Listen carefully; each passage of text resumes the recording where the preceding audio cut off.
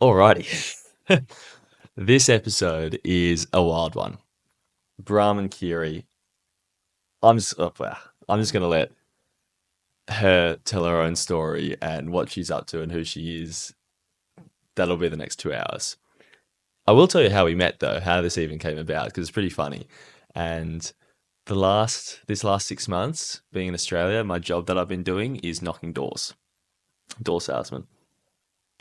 In my last week before I quit this job, actually, I'm knocking doors, and this normal door, this woman opens up, and it is a white Australian woman, but in a bright blue sari, just smiling with not just the red Indian dot, but like the full, it's called Tika right now, no, but the full teardrop. I'm like, whoa, who are you? And yeah, I mean, it was BrahmanKyrie, right? So we start chatting. I'm like, oh yeah, I've lived in a few spirituality places and whatnot, and free diving and stuff. And we have this 5 minute chat, and quite clearly a unique figure. So I'm like, look, I got a job to do. I actually need to keep on knocking doors, but we should continue this conversation. I've just started a podcast. You should get on it. And this leads us to here. A few days later, we organized the time. They actually started us, or we started this with a puja. So for about an hour and a half before the podcast started, we did this puja, which is a ceremony of devotion. And you've got this statue which has the energy of, and again, bear with me, it'll make sense once you listen ahead, but this Indian Jesus figure who's got the Divine Mother spirit in him, so they call her. This statue's that energy. So we kind of use rose waters and other waters, and about a dozen times you're kind of washing the statue and then cleaning it again, and there's bells going off and flowers around and incense and chanting the whole time. And this was, yeah, this like hour and a half ceremony. And at the end, close the curtain. So I'm just there as the viewing party, and the curtains open again, and they've dressed this statue up in dresses and jewelry, and the flowers all laid out, and the lights are on, and that's the shrine thing that you can see in the background that we're sitting just in front of for this whole podcast. So certainly an interesting one, and blowing my mind in all sorts of ways. And I mean, this is why I started this thing, because I mean, I've always, come across characters that are just different, and I really love getting into it. And this is just an excuse to really get into it and then share it with others. So exactly what I wanted. I'm going to leave it there. The next 2 hours is putting it all into context. And I thank BrahmanKyrie. Hopefully you're watching this for your openness to get involved. Look forward to the next time we meet. All right.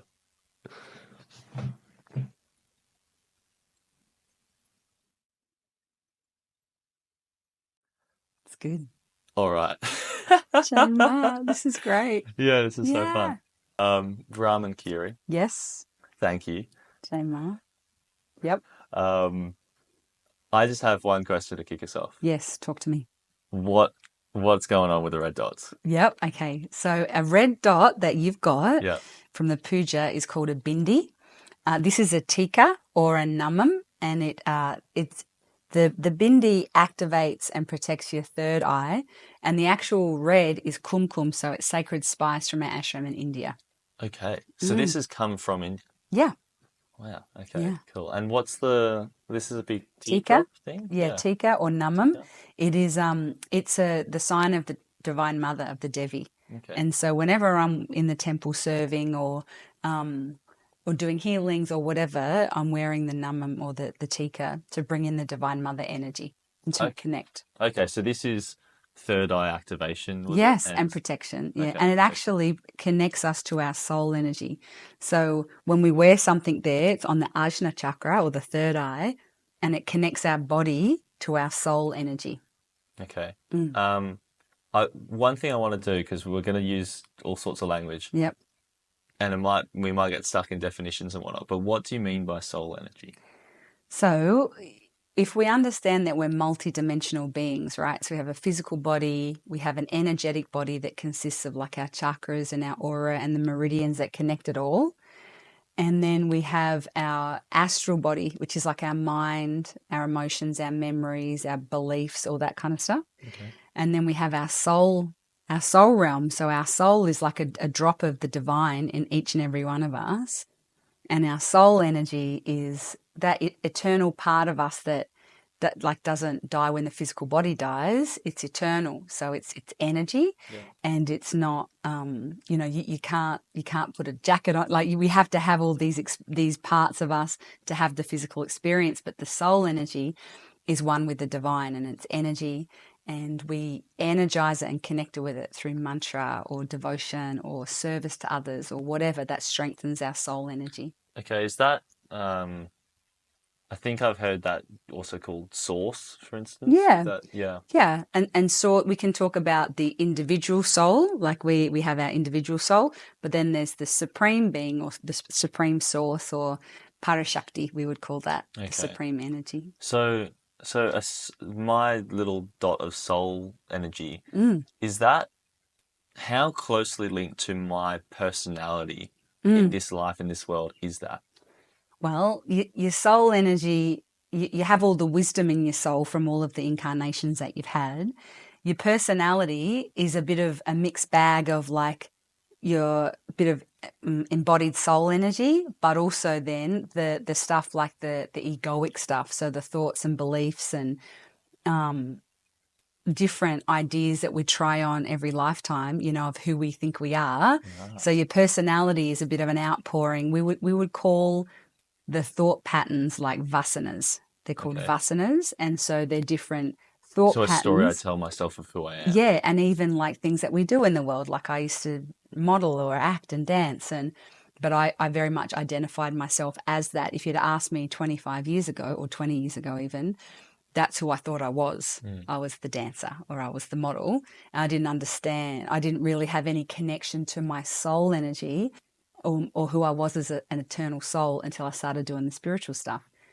Okay. So I think a lot of people, including myself, would connect with the idea of, okay, who am I? Yeah. I am a dancer. I Yeah. am a podcaster, Yeah. whatever. Yeah. Are you saying that walking on the spiritual path Mm. allows you to then connect and say, I am this soul energy? Yeah. I am my soul.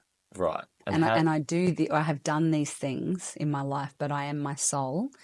And it's very helpful for people when they can start to identify as their soul, particularly when they're coming out of like experiences that they've had to go through, like drug and alcohol stuff or like toxic relationships or whatever. It's like we can identify with that stuff, but that's not who we are, but it's certainly stuff that we've engaged in. But I am my soul, And so it's helpful when people are trying to let go of painful lifestyles or ideas or patterns of behavior for them to understand, oh, I'm actually more than this behavior. I'm a soul that's acting out in this stuff right now, but there's actually more to me than the pain, or there's more to me than the life so if experience. I've lived a whole life in the material realms, identifying with things and actions and Mm, whatnot, saying, okay, that is just actions, I'm actually a soul. mm, That seems like it's such a other dimension stuff. How can I even start mm, to understand or know what a soul or my mm, soul is? Because it feels like something beyond the English language, mm. almost beyond comprehension. Right. So, what's the pathway to actually doing that? Surrender. So normally what happens in our life is that we see it as a catastrophe, or we're struggling, or we're, the wheels are falling off, and it's like, in order for us to access this part of ourselves that we can't really put words to, we can say it's our soul, our eternal self, whatever, our divine nature. In order for us to access that part of us, we have to surrender first. We have to surrender who we think we are and the things that we've been doing, and then we have it. Then it's like, one of my teachers, Shakti Durga, would talk about the hourglass, Mhm. and it's like in the bottom half of the hourglass, it's all of the ideas of who we think we are, some good patterns, some not so good patterns, a little bit of, egoic stuff, living in the world in that way. And then we start to seek, who am I really? And we go through the neck of the hourglass, or you might call that the valley of fear, if you were talking about scripture like the Bible. You walk through the valley of fear where you have to surrender your personality or surrender who you think you are. And then you pop through into the upper echelons of the hourglass, and So where it's empty. where it's empty, that's where you find yourself though. That's where you find you can connect with your soul energy. And it's like we make that trip, if we're lucky, thousands and thousands of times in one life, if we're lucky. You know, if we're in the pursuit of knowing who we really are, then we'll have the opportunity to make that journey, you know. By doing that, you say what, thousands of times in one life? Yeah. So is that kind of the thing where people think they've been enlightened and then they're not really, and then they're if they're grounded, Hmm. if someone's on an authentic spiritual path with an authentic teacher, one will understand that you can die a spiritual death and be like enlightened in not as far as like, oh, I'm an enlightened being and now I'm like an avatar, but like these little, or these not and experiences of spiritual death, parts of us do get enlightened. Like all of a sudden, like when I got clean and sober 18 years ago, up until that point, I was living a lifestyle where I thought I was, you know, a bit of a gangster and thought I was, you know, party girl and all that kind of stuff. And that's who I thought I was. Had a massive surrender, got clean and sober, and then realized, oh, I'm actually not that person. Okay. So a part of me became realized and enlightened, even though, and then a part of me died. Yeah. The party girl died, but she's still in there, but you know. Yeah, okay. Well, since we're here, we might as well dive in. Yeah. Can you paint the picture of there seems, and again, I've just read this on your website essentially, but there seems to be a clear definition of before and after, whatever the pivotal moment was. Can you paint the picture firstly of that journey before, or that identity before? Yeah, because you mentioned even like revs before. yeah. A revolver. Yeah. Oh yeah. I started drinking at 10, and then I had a lot of pain in my early childhood, and so when I found alcohol, it was like great, you know, took away all that stuff. Drinking, like properly drinking at 10? I got drunk for the first time at 10, but then something happened where I was like, oh wow, that felt great. I wasn't thinking about how unworthy I was, or I wasn't thinking about how anxious I was, or I was highly strung before I picked up that drink. And so when I found that alcohol, it was like, oh, I felt free of all of the worry, and I was like, let's go, you know. And so I started drinking regularly, like, you know, just the cask wine or getting the beer or whatever. At 10? Yeah, at 10. Yeah, that was my first drink. My mum and dad had separated, and I got into my mum's alcohol stash. Wow, okay. Cool. Yeah. There you go. With my babysitter, actually. And so, you know, it was like great, you know, and then of course it progressed, and then and then before too long I was binge drinking all the time and having, you know, bad things happen, and you know, and then fast forward a bit in my early 20s as well. It was just, by that stage I was sort of hanging out with, you know, people doing naughty things because I had a lot of pain in my being. Do you mind elaborating on that? Like we would just you could say that, you know, it was like no one really had a job. You know, they didn't have a job, and we were hanging out in groups and, you know, bikers and stuff like that. And so it was like, so to not have a job, money's probably coming from elsewhere, maybe. And so, you know, that's who I gravitated towards, because they drank like me and we used drugs like me. You know what I mean? Like, so it was this lifestyle of avoiding pain and avoiding reality and avoiding responsibility and all of that stuff. And so I was born in Adelaide. Okay. So there was a whole crew of us that... Adelaide's such a weird place. It is. It is. What? It is. So there's clear benefits that you just mentioned from living a life of alcohol, drugs, escape, essentially. Escape. There's less responsibility. There's more fun. Yeah. And everyone knows, you know, we've been told you shouldn't do this, shouldn't do that. But what are the maybe untold by parents who never did it themselves, but for someone who actually did it themselves, what are the actual cons? What are the costs of, because those are genuine pros. Right. Yeah. The downside to all of that is you put yourself in dangerous situations for sure. And then because I was sort of already addicted to drugs and alcohol, it's like that became more important than me thinking about my safety. And it was like, and I remember thinking, some of the cons are like, put yourself in dangerous situations. You're not really forming any healthy connections, even though if I look at it through the lens of spirituality, I was always meant to live that life, right? So I was always meant to have those experiences and have that karma, have the experience, the good and bad stuff that went along with it. But really, the painful stuff was I lost a lot of friends. Okay. As I was getting older, people were just so concerned that my life got very small, and it just perpetuated the feelings of isolation and aloneness. It was like I'd drink and drug because I felt alone, but then I in the drinking and the drugging, I'd push people away. So you know what I mean? It was like a whole So if you're theme. driving your way to hell, fewer and fewer people are willing to drive so far. That's right, and that's good for them. It's a healthy boundary for them to have, but it was perfectly what I needed to do. And I made some beautiful, amazing friendships throughout it all, and that I'm still friends with today. And that's beautiful. And, it was a cycle and a season of my life, but I'm very grateful that I got sober at 27 because I wouldn't be around. Okay. Not the way I used to use and drink. Is there one moment that you see as the lowest of the valley? There was so many, honestly. There were so many really horrific things. But I remember how I even came to be sober was, in the last couple of years, it was really compulsive. Like I'd wake up in the morning and think, I'm not gonna drink or drug today.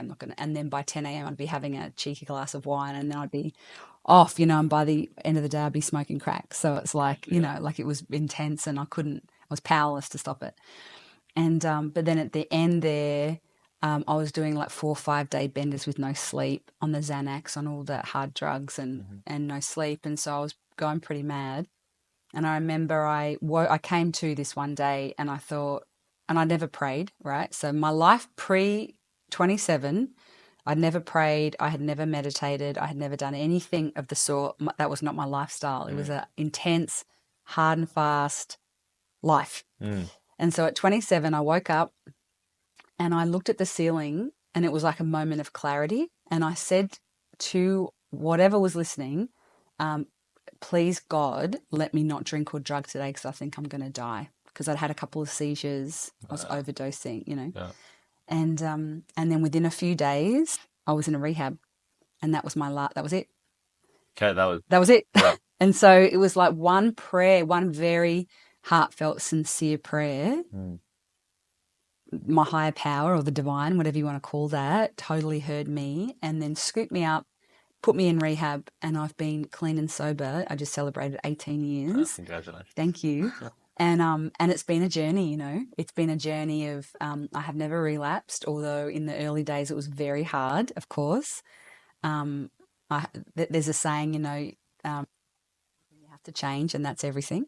And it's like, Right, okay, yeah, right. So it's hard, change was hard. And if you think about someone who uses drugs or alcohol, they do it because they're maybe not conscious of it, but there's fear there. Yeah. There's fear of living in this world. There's fear of whatever, fear of pain, fear of abandonment, fear of rejection. There's just fear. That's why we use and drink. And so it was hard. And then, then I started on this path, and it was hard because at the beginning, I didn't. Well, you would have had nothing to hold up against it. No. Every good, obviously bad, but every good thing you've had has been along that journey of drugs and alcohol. Yeah. And maybe you have some sense of... One thing that struck me there is on your first prayer, so to speak, of your whole life, essentially. Yeah.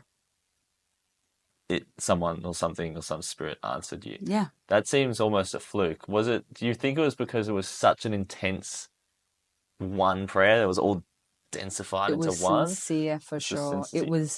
It was, I really knew that I was going to leave this body if something didn't change. And I knew that I couldn't change myself because I had tried.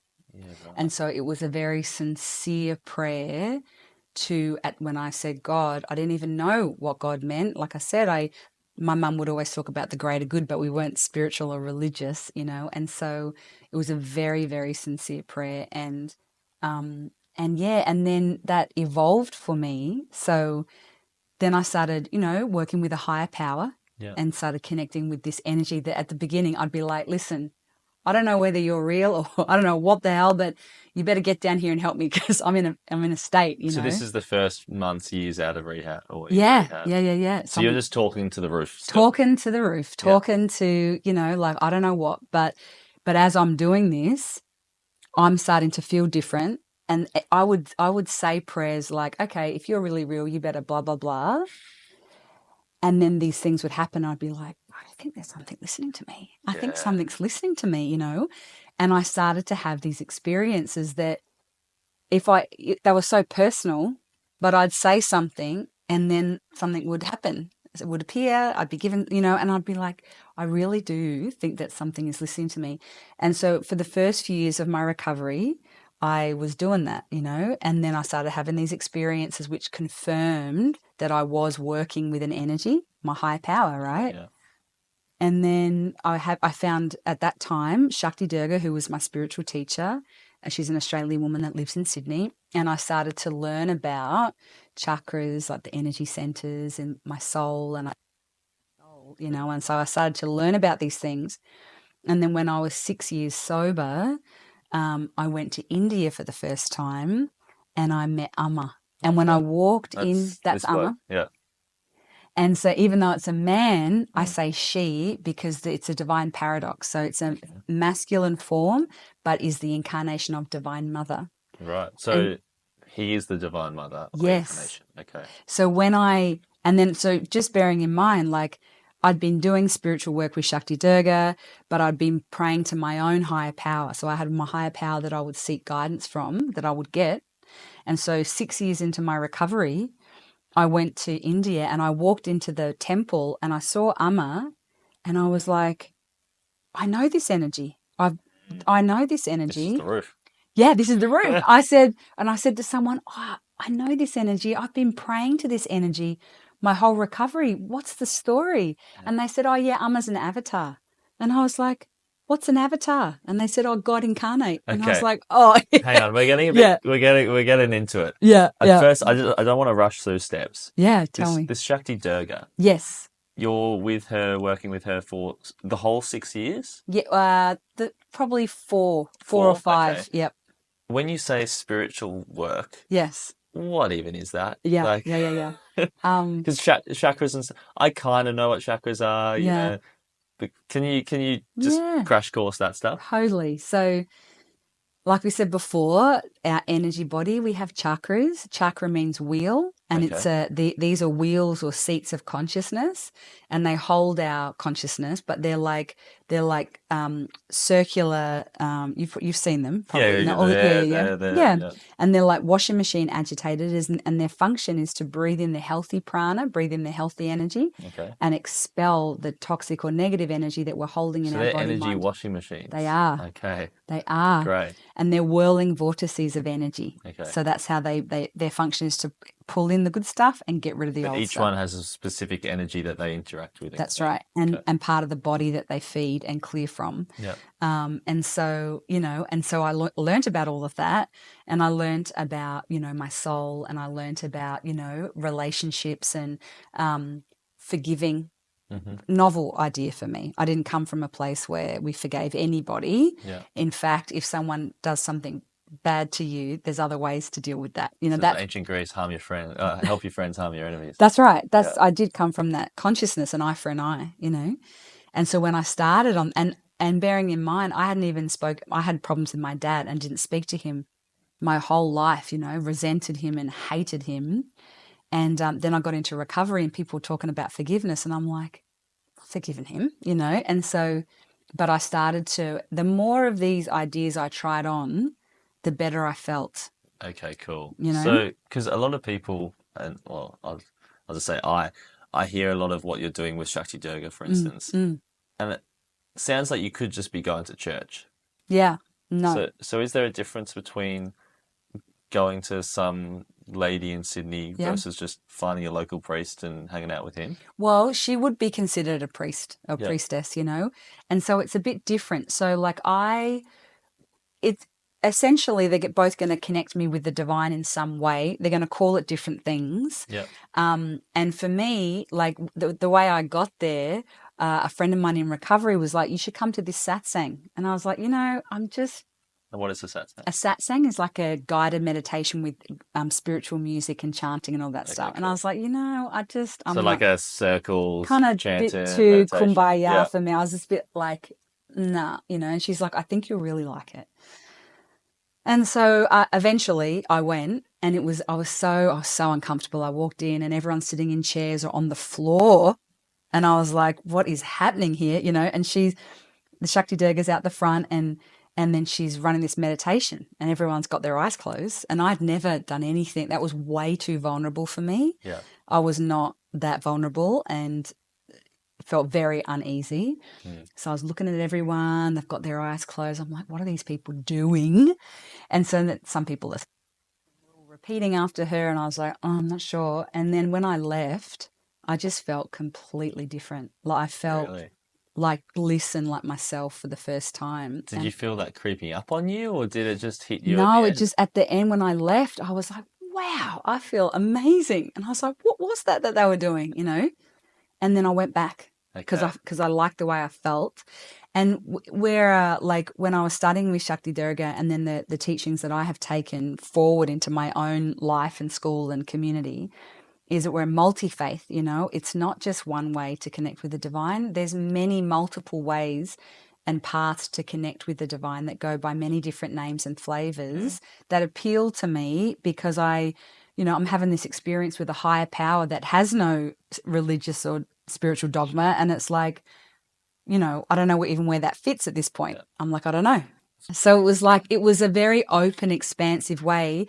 And Shakti Durga really embodied this energy. And my soul, I didn't know what was happening, but I knew something was going on with me because I felt so drawn to her, and the stuff that she was saying was really resonating with me. And then I had an experience with her in a forgiveness meditation. And I've actually written a chapter and published a bit of a chapter around this. Yeah, because it was so profound.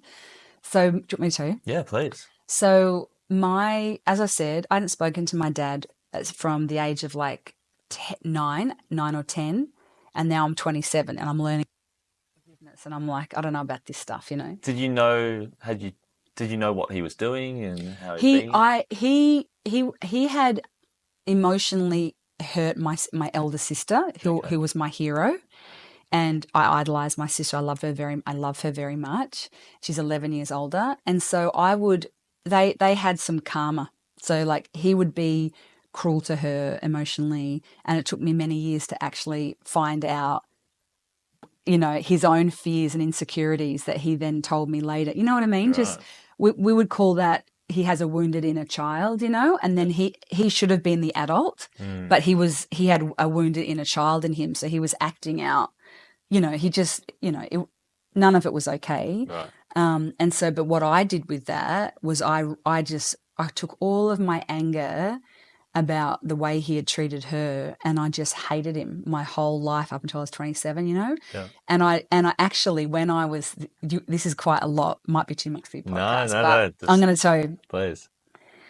When I was 16, I had I've done a lot of prison work, so I understand what happens when you grow up in a certain environment and you think things are okay, or you have an idea of things, the way things should go.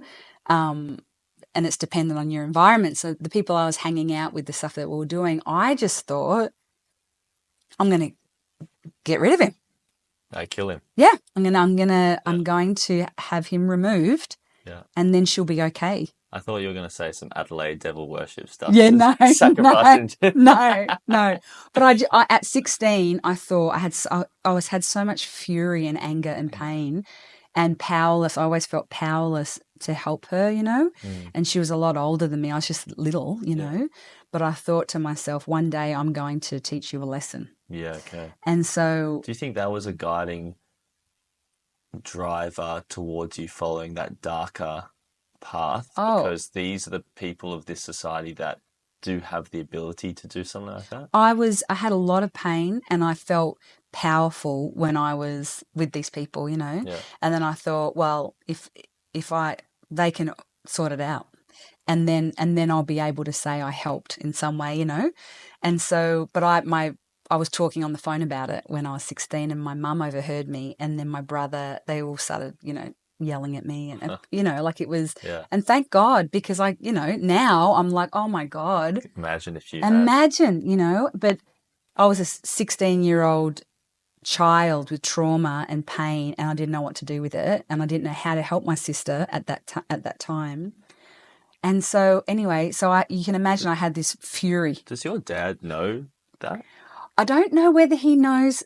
I'm a chapter around Yeah. it. I don't know whether I've told him that you know I wanted to hurt him for Mm. the way he hurt my sister, and but I don't know whether he really knows all the The details depth there, the of, depth of that. yeah. You know, Did he, even if he, when you did tell him, how did he react? Because I'm I don't know. imagining, it's hard to imagine not being there, but I'm imagining if going through parenthood and then having a kid, and obviously they are an individual themselves, Mm. but they're not, they can't Yeah, then, in some sense, screw it up.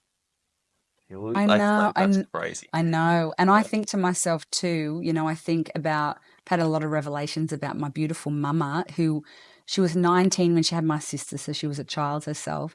And then the stuff that I put her through, like imagine a child that was so angry like this, wanting to Yeah. do this stuff to another human being. And it's parents are amazing. I think parents that have to look after a child while still holding all of their own stuff, I just go, they're amazing. You Yeah. know, they do an amazing job, even though sometimes it's shitty. Mm. It's like, you know what?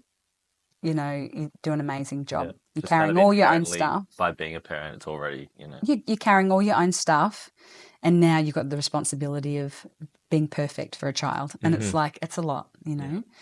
And so, anyway, I had this fury around my father and I didn't know what to do with it. And it fueled my drug and alcohol addiction. And then I was 27, got clean and sober, and started to understand. Okay, maybe he had his own trauma. Maybe he had his own pain that was making him act badly like that. I never even considered that before. Didn't even because I was so consumed by my own pain and my Yeah. sister's. I didn't even So consider it. your rehab coaches, the Shakti Yoga, they Mm, must have seen this story and immediately known that forgiveness of your father was really the only the door only for you. for freedom, you Yeah. know, and to reconcile, you know, like yeah, and set him free too, set me free, and you know, healing really is the only thing that sets everyone free. Mm. If we stay resentful, there's a great saying, it's like drinking poison and expecting the other person to die, Yeah, that right? came to my mind. Yeah, when Yeah, you it's said that. like it doesn't work. And so yeah, I was in this so this year, it was my first or second year of recovery. Yeah. People talk about forgiveness. I'm like, I'll think about it. And that same Not year, really though. not really, I'm not there yet, but I'll think about it. My dad had called me a couple times that year and had told me he said, I think he was making conversation, you know, trying to reconnect because I really didn't know him. And so he was saying, oh, there's these two birds that keep flying into my kitchen. They land on my kitchen table. One's a dove, one's a pigeon. I'm like, wow, Dad, that's really, wow, it's amazing. But not really, you know. Anyway, so that was the only time I'd spoken to him. Okay. And then I went to this meditation with Shakti Durga, and she says, okay, we're going to do a forgiveness meditation. And she goes, think about someone that you need to do the forgiveness work with. And so I thought, well, my dad's probably the person. Yeah. And so I'm sitting in the meditation and we're doing the Ho'oponopono chant, which is a Hawaiian forgiveness chant. And the chant is, I'm sorry, please forgive me, thank you, and I love you. And so in my mind, in my meditation, myself and my dad are on the back porch of the house that I grew up in, and we're chanting this to each other. And in real life, I'm bawling my eyes out doing this meditation. Like I'm Really? just sobbing, you know. which I'd never had any feeling connected to my dad like that, but I was sobbing. And in the meditation, he was singing it to me and I was singing it to him. And then there was this white dove as a, and I thought, oh, wow, it's in your imagination. In my imagination. Yeah. There's this white dove Mm. and it's obviously a sign of peace, how beautiful. And I'm crying anyway. So then she says, come out of the meditation. I come out of the meditation and she said, we're breaking for lunch. And so I reached into my bag to check my phone to see if anyone had called. And my dad had sent me a photo of the white dove at that exact moment where I was doing this meditation with the white dove and with his soul. That's amazing. And I just thought, what is that right there? So I was like, I'm in. Okay, something's going on. Whatever you're doing to me. Sign me up. I'm in because I just experienced soul healing with my father. He did have no idea that I'm doing a meditation with a white dove and him. And he sends me the photo. And so I started to just go, I'm into, and then I felt free, and I thought, and then our relationship changed. And I speak to my dad now, and woundedness makes people do very bad things. When we have a saying in the prison, hurt people and healed people heal people. There's one quote I really picked up on from your website. It was, the job of the miracle worker is to see all human behavior as either one of two things, either love or a call for love. It's I've got chills, one of my favorite, and that's hard to do. It's hard to see someone that's being so awful and hurting people with their pain. It's hard to see them as wounded. As a call for love. As a call for love. It's hard to see that because especially if the awfulness is directed at you, your inner child wants to get in the ring. You know what I mean? Like, you want to do that to me? Well, I want to do that to you. It's very hard. You actually need a lot of spiritual strength to be able to respond with love and compassion when someone is totally hurting you or someone that you love. It's a spiritual power to be able to do that. That's a blessing from the Narayani. Is it actually? Yeah, it is. Oh, wow. Shema. It's a spiritual strength to be able to do that because it's very easy to just an eye for an eye or, you want to hurt me, well, I'm going to hurt you back and see how you like that. Yeah. And it's like it takes a lot of energy. And, there's some times that I can't do it. I'm sitting in resentment or I'm just like, why are you doing that? Why are you being like that? Well, this is the kind of questions I have on a more surface level. Because I think most people everyone is, I say, culturally Christian. Right. They might not be, people usually get shocked when I say this. They might not be going to church and believe in God or whatnot, but whether you like it or not, our whole legal codes, our whole concept of right and wrong, everything is based on this book and these teachings. Right. So even yourself back in the day thinking eye for eye, somewhere inside you, you knew that wasn't right. Right. And that's, as maybe you'd frame it in that connection to divinity and whatnot. I think no one can really deny that they know the answers almost. Oh, yeah, yeah. So I think what's almost more interesting for us mere humans is to figure out what's the way for at least my individual, this life form of me, to connect with that. And when, as you did before, when you see the meditation circles, it's like, what the hell? This is so weird. Yeah. It's a bit kumbaya. Yeah. And I was thinking, because obviously this morning we did the puja, really cool. But you're chanting in Hindi. It was Hindi or Sanskrit? Sanskrit. There you go. And then that other prayer, the forgiveness one in Hawaiian. Yeah. There's another quote I came across, and it's, it sounds romantic, finds in the meaning of life in Tibet. But enlightenment in Tibet is for Tibetans. Oh, wow. Okay. And the chances are that you and I will probably find the enlightenment in the suburbs of an Australian city, right? That's our home. And where, I guess it's just, I think, confusing for me, and I think a lot of people don't even want to venture down that path, because so often a spiritual journey, that path to freedom, is sing Sanskrit and Hawaiian and prayer circles, and it's so disconnected from going to the Coles. Right. Yeah. Going to work. Yep. And I think that's the most interesting thing about what you guys are doing here. You've got this little haven in, a Melbourne suburb in a normal looking house. Yeah. is there a way that you don't have to go to India? Is there a way that you don't have to Totally. do that stuff Oh, and you can yeah. find that in normal? Oh, totally. Um, more people are doing that more, and the other guys I live with, they're Vedic meditation teachers. And Mm, so they teach you how to meditate. You don't have to have all the bells and whistles, mm, it's just you and your spirit, yeah. and we also do something called karma yoga. And karma yoga, that's a fancy term for it. It Okay. just really means being of service to others, Yeah. and it's actually a whole path of its own. So in San Diego, our community would be very heavy on the bhakti yoga, which is devotional practices like this, Yeah. and the karma yoga, which is service to others. My whole So this isn't poses. This isn't. No, no, no. No, no, no. Yoga actually means to yoke. So it's like there's the physical poses, Yeah. of yoga, Like the which is asanas the and asanas, yeah. yeah, that connect you that way, that yoke your energy. But there's also, so this would be a yoga. Okay. This is yoga, Yeah. where you're yoking the divine energy through bhakti, through devotion. Okay. And karma yoga is when you are of service to others and you find yourself and you find the divine in serving someone else, because at the highest level of truth, that person is God, Mm, and it's waking up the divinity in you when you serve them. okay. So it's all the same thing. It's whether It's the it's to an same idol thing. or whether it's to You a. could do it. You could do it to an hour. You can sit there just like what I did when I first got clean and sober, chatting away. You better get down here because it's a shit show. You better get down here because I'm like, Yeah. and it's like, but I was actually connecting with the divine, and Mm. and to us all.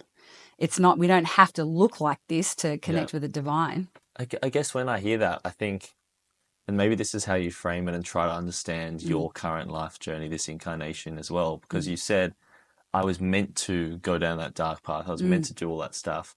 It's almost like the extremes, right? If you were that low, then to balance the scale, so to speak, yeah, to keep on surviving, there's an argument for, you couldn't have just lived a normal life being a bloody accountant and going, yeah. it's almost, because then you probably would have just fallen back into it, perhaps. Do you Maybe think I like don't a think. certain level where you had to funnel that energy into if that's -10 in the Mm, negativity, you had to mm, get to +10 in the positivity. And by being at that point, you're mm. naturally going to be a teacher and spreader of it. Maybe. I That think makes, if it's in you, if you have the grace, mm, or if it's in your karma to do that, if you have the karma to do that.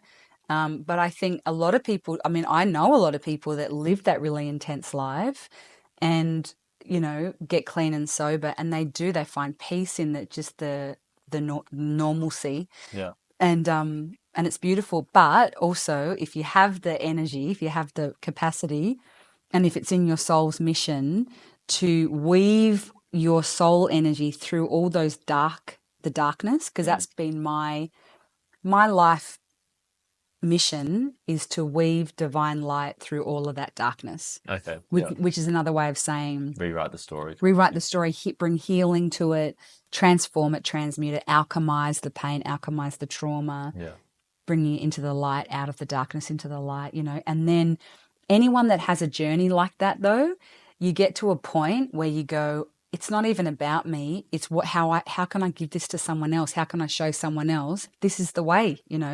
If you want to heal your heart, do this if you want, or if you want, it's yeah, it's always about, just offering. And so, yeah, you do get to a certain point, if it's your dharma and in your karma to be able to serve others in that way. is You'll get Dharma fate? Is that dharma is like the righteous path, like your okay? duty, Yeah, like your divine duty is, my divine duty is to offer daily puja, hmm, and to be clean and sober, and to help others, show them the way about getting clean or sober or whatever. And karma is the energy, is at the cause and effect of our own actions, thoughts, and energy we put out into the world. yeah, So our karma is, the energy that comes back to us from whatever we've put out into the world in whatever lifetime. Sometimes we're working with karma okay. from other lifetimes. That's another It's a one. whole big So thing. there's Yeah. there's so many like ways, and we'll eventually get back on the spine. But Yeah. I think another thing that comes to mind when I look to, and again, a very limited understanding a narrow perspective. But when I look to India and my brief knowledge of caste systems and whatnot, obviously you go under Brahmin, which is, my understanding, it's the top caste, is it? Well, I got given that name, Okay. and it wasn't at the time. I wasn't going to India. Yeah. Shakti Durga gave me that name, and I got given that name, and Kyrie was given to me in the essence of mercy. So Brahman meaning divine, and Kyrie was given to me meaning mercy at the time, and so my name was Divine Mercy, really. Are you open about saying how much your ego liked that? Like, because Yeah. I was hoping for a Kali name, you know. So Kali is a fierce aspect of the mother. Okay. And so I thought I'm either going to get a Kali name or a Mother Mary name, which I kind of got a little bit of that, you know. But everyone got spiritual names, you know. So it was it's an initiation, really, the spiritual name. And then you go off on that journey where you start to embody the energy of your name, you know. And I definitely had a lot of people, myself included, where I had to find mercy around. Yeah. So yeah. Okay. Yeah. So I guess my question is, again, I've never been, so I have very limited knowledge. But India, that caste system is kind of spiritual classes almost, and if you've had bad karma, you've done bad things in other lives, you might be the untouchable levels, which is like you're just a slum dog. I don't really know much about it. Yeah, okay. Because that was always a weird thing when I think about Indian spirituality, it's, at least my understanding is, you kind of get what you deserve. I actually really don't know anything about the caste system. Okay, cool. I know there are different castes, you know. But even on the karma thing of, okay, this is a cyclic thing and you kind of get in, you get back, but it could be past lives. Yeah. Would that track that, or have you seen examples of, okay, people do bad things, but maybe it was a past version of them and then they're kind of suffering for that now? Oh, yeah, that's why bad things happen to good people sometimes. You know, when you know someone that's just so stellar and so beautiful, and then something terrible will happen, and it's like, how did that happen to that person? They've been so good their whole life. How? You know, and it's like and it's not a punishment. It's when we're experiencing karma, it's the wisdom. So karma gives us wisdom. So, you know, I've had my fair share of karma in this lifetime. And it's the wisdom that one gets when one experiences themselves on the other side of something. Okay. So it's like, you know, when I've had negative experiences in this life, since I've been on the spiritual path, and I've inquired, what's this about, you know? And then the divine will show me something and I'll be like, I didn't even know I did that, you know? So just to contextualize that, is that a past version of you does some wrong to someone and then 10, 20 years later, you are in a very similar situation, but on the wronged side? Yeah. And then you go, wow, oh, that's right. Yeah. I see how I would have hurt that person then, but I didn't mean to, or I didn't know I did. And so then you go, then you've got the soul wisdom. It's like a reckoning at a soul level where you understand the other side. And we only get to have that because we live in a world of polarity and duality where all the opposites are, you know? Yeah. It's like we can only know down because there's up. We can only know right from wrong. We can only know black because of white. Like it's like it's all polarized so our soul can have an education. So... But there's something beyond all of that. I was about to ask what's the meaning of life, but what I don't know. That seems like a bit of a cosmic rigmarole. Yeah. Okay, these souls are just coming in and Lila? Lila is a divine play. Okay. Play. It's drama, yeah. Are these people in India, these guys teaching where chapter 1 of this play or chapter 10 of this play, this is the end? Is there a story like that? There's many different stories that illustrate, you know, these life experiences. You know, there's a great story that I love called The Churning of the Ocean of Milk, and it's you know, they're very colorful stories, you know, in the Hindu pantheon, and they just illustrate what happens for us. You know, that particular story, in the story there's the gods or the devas and the asuras, which are the demonics, so the goodies and the baddies, right? and then they're having this great tug of war in this ocean of milk, right? And they're using this great snake to churn around this mountain, the goodies and the baddies, you know? Yeah. And then what happens because of the churning of the light and the Butter, dark? Does it turn to butter? Or No, it's the snake produces the poison, so this poison comes out. But what happens is, as the churning is happening, these beautiful blessings start to come out of the ocean. So like the blessings of abundance and the blessings of immortality and health and all of the prosperity and all this stuff. And it's symbolic of when we churn our light and our dark, when we face our fears, own our ego, heal our past, when we start to churn the light within us and the dark being ignorance or pain or trauma, we start to produce gold in our soul. And so it's a beautiful, and it is, I've had these experiences where I've understood, this is the churning of the ocean of milk right now. This is what's happening. And I just need to stay on the path and keep surrendering, doing the puja, and it's going to churn my consciousness. Anyone that's ever done any inventory in a particular path that I study, inventory is where you look at the people that you resent. So say you got this burning resentment, and then you say what they did, but then you find your part in it that was unconscious to you. So say someone hurt you. Yeah. And then, you look at your part in it around. Like extreme ownership. Ownership of your part in that thing, And so it's painful, and we call it ego deflation at depth. It's painful. Ego deflation. At depth. So it's like parts of us that we didn't even know were there. We didn't know we were being controlling. We didn't know we were being judgmental. We didn't know any of that stuff. It was in our shadow. But the inventory pulls that stuff up, and then we start to see it, and it feels very uncomfortable. But that's when the churning of the ocean of milk is happening within us. And then we bring the self-love and compassion to go, you know what, you were doing the best you could at the time. But the ownership is like, oh, wow, yeah, I did hurt that person, or that was my part. And the more of that you do, the more shiny your soul gets. Okay. This is an idea. Alcohol, for instance, and this is at least my current conceptualization of what's going on.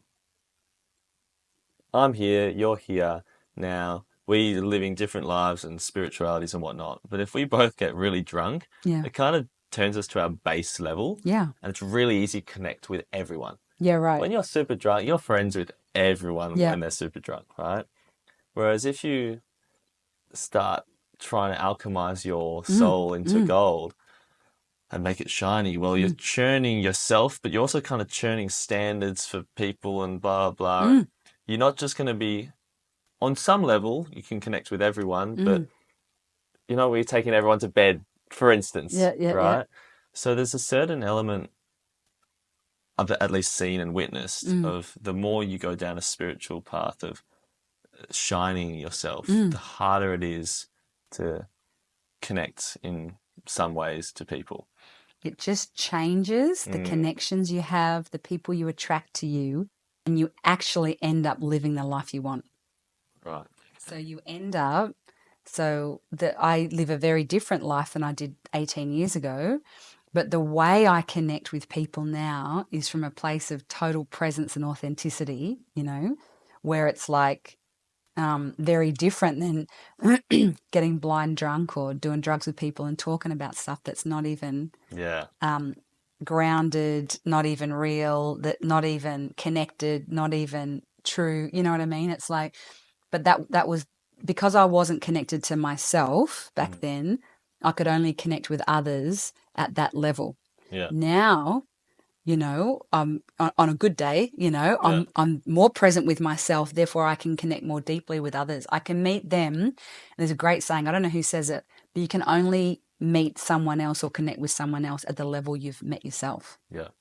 And so life becomes full of substance and purpose and connection, which is the thing that I was yearning for 18 years ago, was to feel connected and like I belonged. But all the low vibrational behaviors and energies that I was hanging out in would prevent me having any kind of real connection at that vibration. Yeah. And so, and there's people that, of course, I'm still friends with now, and our relationships have changed, but 18 years ago, I never would have shared how I felt honestly with someone. Mm-hmm. I'd just say, yeah, I'm good, but I was never good. Mm. But now it's like I can tell my friends, yeah, I don't feel great about that, and Yeah, so it's almost a filter that if you're getting a better version, I mean, better, it's a hard word to use, but a more clean, maybe, a more true version of yourself that you're actually able to interact with the world with. yeah, Some people might have no time for it, but yeah. kind of good riddance. And then Well, most new people or even old people, just the connection will be better. yeah, and it'll be whoever's like up for it. And when you get on the spiritual path, you be on the path for a while. People don't need to subscribe to what you're doing. People can do their own thing, you know what I mean? But it's like the connection, like maybe we just catch up for a coffee, every now and again, or maybe we go to a movie or whatever. Some people come to puja, some people get the healing, some people, you know what I mean? And so they don't have to be on the same path at all, but the connection will be real. Yeah. Does it feel, or are there moments of loneliness because there's fewer people? Maybe there aren't because you've got, and maybe that's the next step. There are That's the people doing the same thing as you, Well, but you create community of yeah. people doing the same thing, and then there's no loneliness. I've been living in San Diego for the last 10 years, and we had a rockin' community over there, and everyone's doing the spiritual stuff, and it's like that's really what the beautiful thing about Sangha, spiritual community, Sangha, is people are doing the same thing. It might not be the same faith. It could be different. We all just could get together for chanting or singing or whatever, or eating, And it's like, but everyone is somewhere on that path, Yeah. And I probably would feel very lonely if I went and hung out in a bar every day for the next month. I probably would start to feel a little bit like, I don't really belong here, Yeah. because I don't Yeah. anymore. I've done that, and not that I actually love going out for a bit of a dance. So I still love that Yeah. world, but I don't belong there every day. It's not my everyday world. For sure. Okay, I Yeah, think I'll lead us back around, but yeah. I think we were about to go to India. Okay. Shakti Durga. Shakti Durga has taught us a lot of things. She's taught me a lot of things, It sounds like she's kind of brought you to if you were down here, she's kind of brought you to neutral. She brought me way past neutral. Okay, way past neutral. Way past neutral, and she would give us blessings, constantly give us blessings, and which is what I do now. For devotees is constantly give blessings, and it activates our kundalini, activates our soul energy. Well, I mean, that's another word. That's another big one, yeah. So it just activates more soul presence, Yeah. So real quick before we go to India, Yeah. what's Kundalini? Before we go to India, Yeah. Kundalini is the. So I just know that as sex yoga. No, no, it's Like definitely dark yoga or something. Oh It's like the dark side no, of there's yoga. no. No, tantric is sex yoga, isn't it? Yeah, and that's not even true. Okay. I mean, at one level, it Yeah. might be true, but really, it's the merging of the energy, your energy with the divine energy. Kundalini, this is. Kundalini Shakti is the energy that sits at the base of your spine, and through particular, sadhana and spiritual practices, you awaken that energy, and it comes up your spine, and it illumines you in a way where, it'll clear out a lot of stuff that's not. It can be quite disturbing at times if you experience rapid change quite quickly. But really, you need Kundalini to do anything, to even pick up a drink or psychosis from Kundalini stuff. that can happen if it's done. If it's your karma to have that experience, or if it's done in a way where it's not guided and done in a mindful way, because you don't want to awaken it too quickly, because it's raw God waking up in the base of your spine. So, have you real quick? This is a wild one. Have you ever had experience with psychedelics? No, I was Okay. did other things, Yeah. but I've had amazing experiences with breath work. Well, that's the thing, because Yeah. breath or Kundalini, those descriptions sound similar to psychedelic description. Yeah. Yeah. So different things. I have had beautiful experience with breath work, also in puja, and meditation, and blessings, giving blessings, and also receiving blessings from like Shakti Durga or Jagatambe. Yeah. And so, that's what that is. Kundalini is the Kundalini, energy that wakes up in your spine, and it makes it starts to bring you online. So when you start Yeah. working with that energy, it's a rapid, it's a I fast think I'm path. gonna understand my own conceptualization of, because I've heard like the snake wrapping around your spine, and maybe Yeah. Kundalini's just tapping into that and just kind of dripping you with DMT or something. Kundalini is the snake. Yeah. That's the snake represents Kundalini, Yeah. and it travels up your spine, expresses through the temples, Okay. and the third eye and the crown.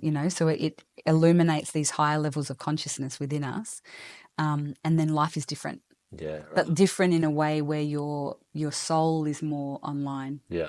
Okay. Yeah. So Sakti Yoga's got us more than just healing us to neutral, but Oh, it's actually yes. given us some Yeah, and then has prepared me to go on the next adventure where Amma, I really surrender my life to Amma. because you walked in that temple, but did you just rock up as, I presume it's not just as a backpacker, I'm in India all of a sudden, like No, did you no. get told to go to this temple? You'll only go there if Divine Mother's called you, Okay, to the temple, like to India. on the inner plane.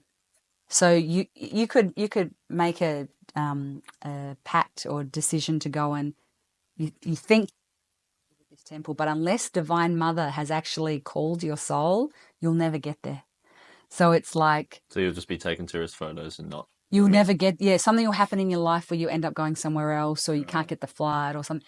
You know what I mean? But if you have the grace, then you'll end up going to visit such a place. That's interesting because I told you that I've thought about India for years, Yeah. but Wasn't the right time. yeah, just I kind of have the sense and the inclination. I've said this plenty of times before. It won't be a 2-week holiday. Right, Like it's, right. you know, I mean, it's, Yeah, it's going to be like a bit of a deep dive, and yeah. I don't really, I think you're ready for it. no, Right? yeah, The time will come, it'll be perfect. yeah. And yeah, and so I went there with Shakti Deck with a whole group, two beautiful souls, Edo and Joe.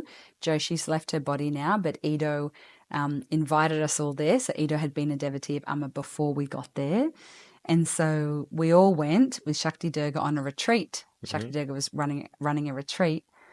And so that's how we were all there, And then at that time, when I went up to get my first blessing, so I've realized that Amma is the divine incarnate. I know this because of my experience already. So I'm like, oh my God. So is he just sitting? And it's he, right? Like, we say she, but you okay. could say he. She, yeah. You could say he. I'll say she. Doing exactly what I just did before. That's what Amma's doing every day. And there's a whole temple of people watching her. She's just living in the temple. She lives there. She has her own home, and then there's multiple temples: a massive golden temple, Narayani temple, Vishnu, and Ganesha. Runs that temple doing the puja stuff. There's about 6,000 to 10,000 people that go through there a day, wow. And there's lots of pujaris and priests running all of the temples. It's huge, Okay. And then every day we get to go and sit with Amma while she performs puja. Does every temple in India have such a figure? No. Okay. No. How many on that level exist in the world? Is it just obviously it's one of one to a certain extent? But I don't know, but there's other avatars, but they have the different rays, like an avatar of this energy or an avatar of that energy. So by avatar, do you mean like a purified embodiment of some energy? The like God incarnate is the actual term of avatar. Okay. So is Jesus an avatar? Jesus was an avatar. Was he like the best avatar, or is the mind wants to go into the best or the worst, sure. but Jesus was an avatar, Krishna was an avatar, Amma is an avatar. I know you just said best and worst, but is Amma maybe she's just this energy where Jesus or Krishna were like multiple, or are they like kind of equal? They're God incarnate. And so when Amma was asked, there was a beautiful devotee called Mark who said to Amma, because we get to sit, and if we're lucky, we get called for a private visit, and we're all sitting on her porch. And Mark said to Amma, "So Amma, if Amma's an avatar, do you get to hang out with any other avatars like Jesus or Krishna or Buddha? Yeah.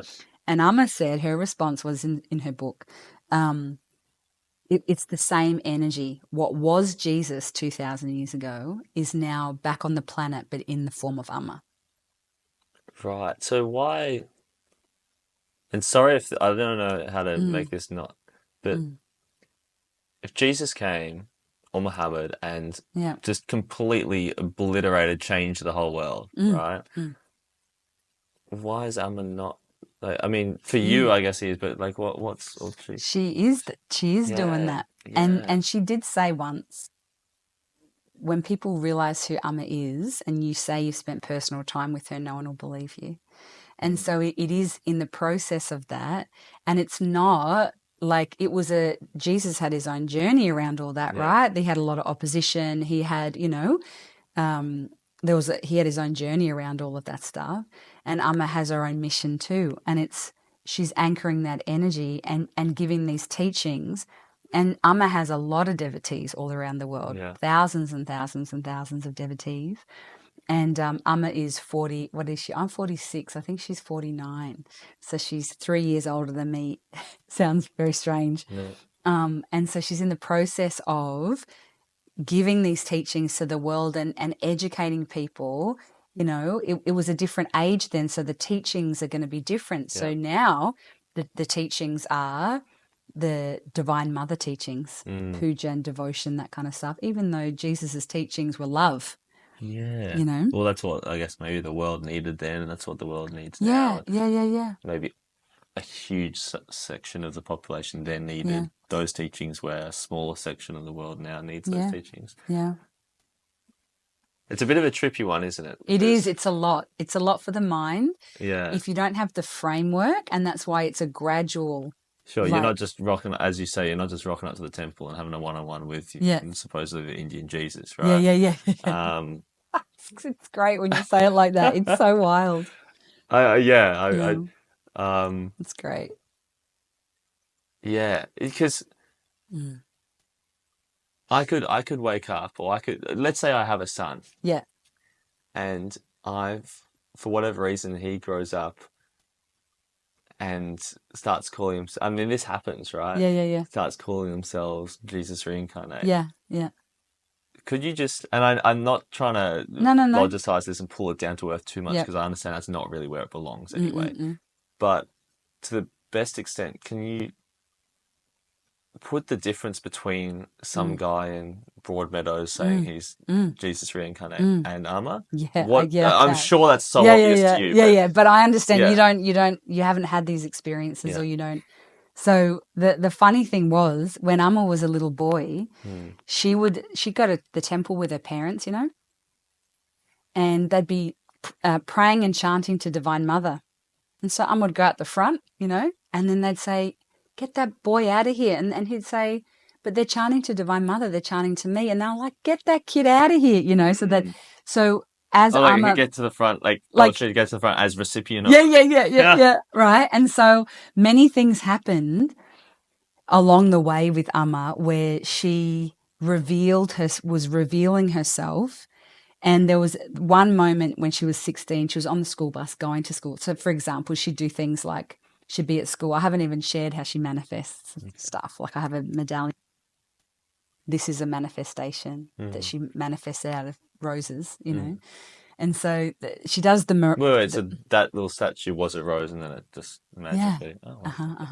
And this came out of her palm, you know, what I'm wearing. And she does that. She manifests medallion, shoes and everything just from her palm. And so... And I mean... Yeah.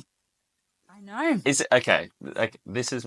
Because the logical... the magician got magic tricks, sleight of hand. Yeah.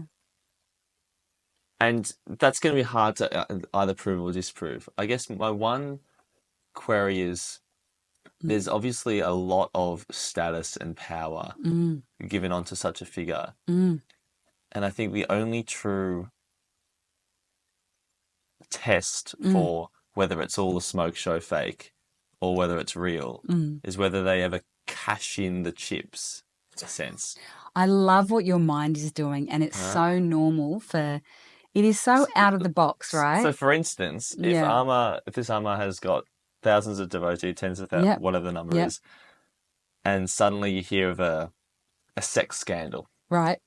Which would that kind of thing blow it all wide open for you? No, I've had my own experience. I've been with her for 11, 12 years, and what I was going to say was when she Yeah. was 16, she had this amazing experience where the whole town saw a massive shaft of light come out of her heart. And in the sky was Goddess Narayani. And then the shaft of light came back inside Amma's heart. But everyone saw that. And so the whole town saw that. And then one at a time, people started to come to attend her pujas, you know. And so there's many other stories of, and I've had my own experiences, of course, because I've been with her for so long. Well, I've been with her for 12 years or whatever. And you have your own experiences with this. But I I struggle to believe Yeah. if I saw that from an Indian kid, Mm. 16-year-old in a village, beam of light, God's face, or if I saw the cross come out of the hand, Yeah, yeah. I would probably be screaming out in the streets, getting on social media, like, "Oh, this is the thing." Yeah, and there is that. But then, Yeah, is the only reason a lot of people don't do that because in the modern day they'll end yeah. up in the psych ward? Well, it's very normal over there, actually, in Is it? India. It's Yeah. very, very normal to have people doing things like this, you know.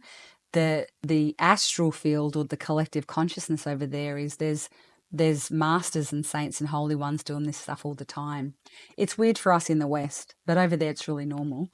And Sai Baba used to manifest ash from his palms, and there's many, many saints and gurus.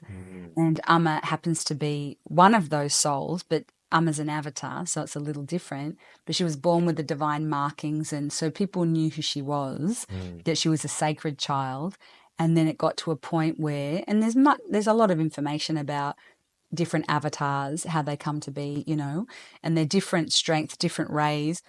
And for me, my proof was that I had been high power for 6 years, that I had struck up, I knew this energy, I knew it, and I would talk to it all the time. You know, I'd always be asking for guidance and talk to it all the time. And then when I met Amma, I knew the energy. I was like, I know this energy. Yeah. And then the countless times that we've spoken, and that, you know, the things in my life that I've experienced, and you know, it's not really about the manifest. I mean, it's so amazing to behold something like that, you know, but her teachings are not manifesting. Her teachings are, how are you serving the world, and what are you doing for other people? And if you're carrying all your problems in both your hands, how are you going to help the person next to you? You know what I mean? Like, it's, her teachings are divine and pure, and all of her, I mean, she feeds 6,000 people a day for free. You know, like they do these beautiful, beautiful, you know. And my own experience with it is, you know, I've had the 12 years of experience where I know, you know, like Yeah. So it's kind of irrelevant whether it's real or not in this way or that way. If the teachings are good and they're really helping you and the actions are good, who to a certain extent, who cares? Yeah, and if it's like, it's not for everyone, like I was saying before, it's like, if you find yourself going to India and sitting with Amma, great. You know what I Yeah. mean? If you find yourself going to be of service down at the local soup kitchen and you're serving another soul, which is the divine anyway, great. That's why both of our karma yoga and bhakti yoga are so good, because it's like, yeah, the bhakti's there. And in another sense, it's just gratitude. Yeah. You know, so for me, when I connect with the devotion for Amma, I'm connecting with that energy that got me clean and sober. Yeah. I'm connecting with that energy that has transformed my life, you know?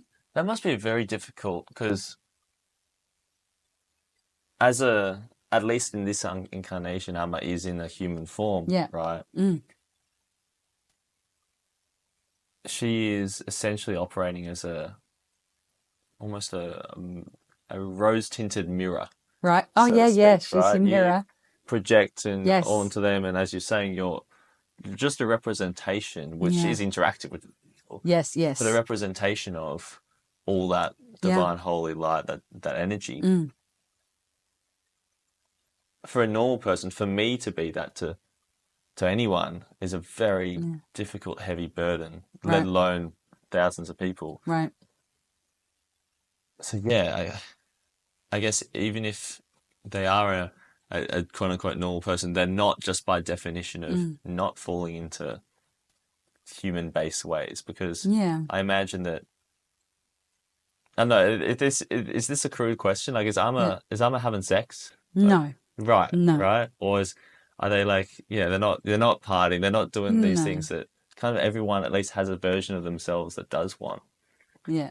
and even that is enough of a holiness to, Yeah. yeah, Like Amma always says, Amma will be your friend. Your friend or your teacher or your guru or the divine. Amma doesn't care. yeah. It's not about, Amma's not doing this. Amma's not getting, Amma That's wears what I the mean. The same cups and chips, right? clothes. Like, She wears the same clothes every day. She does the puja for the world every day. She lives in a modest home every day. yeah. We get invited to go and sit on her porch and watch her do puja. She doesn't, it's not, nothing's for her, And that's really. probably the main reason why she can have all that power and Mm. status, because she can actually hold it without abusing it. I think about myself, and Yeah, yeah, yeah. as much as I wouldn't like to admit it, if I was in that same situation, I'm sure in weak moments Yeah. and dark moments, it would come out. And I don't think I'm evil, but like Yeah, it would, we've got egos. We've right, all got exactly. egos, you Yeah. know, and we're all in the process of refining our ego. Amma's not in any process of refining her ego because she's a drop of the divine. Yeah. So there's So if we're no, all got a little drop and she's just that's like, right. they just all, She's like a big cup. yeah, okay. But we are also, so if you get real spiritual about it, she's the divine mother. So she's the energy of divine mother, and we all have that inside of us. So she is literally a representation of the divinity within each one of us. Yeah. And you can, like you can just use that as like, oh wow, she's doing amazing things in the world. It's going to inspire me to do amazing things in the world. And her teachings are all about devotion, Yeah. service. It makes a lot of sense. It Yeah. just kind of stumped me because I didn't expect the, Yeah. yeah, I know. yeah, It's a lot. And until you have, and that's why people need to have their own experience. It's like, don't listen to me. like, just for fun. What is, even if you haven't seen it yourself or heard about it, just for fun, for Yeah. fantasy, what are some of the crazy things going on in? Well, I don't know about crazy. I know. Bit like spoons bending or what, I don't know about any of that yeah, stuff. no, yeah. I know Amma does a great thing with, you know, the Well, all those coconut. saints that you talked about doing miracles and stuff, is that Yeah. a thing? Like, Yeah, it is a thing. Yeah, very normal mm, over there. And because they all understand energy. mm. And so Amma does a great thing with a coconut, where she would have, this here is a yantra. Can you see that? It's This a little little leaf, yeah. copper, and on there's some sacred geometry, right? So Okay. it's called a yantra, and the word yantra means machine, and its job is to pull in cosmic energy into this little sacred, and it's copper, so it's a good transmitter for energy. And then on there is a Sri yantra or whatever. And so Amma does this great thing. So Amma's got a really big lots of them, really big yantras.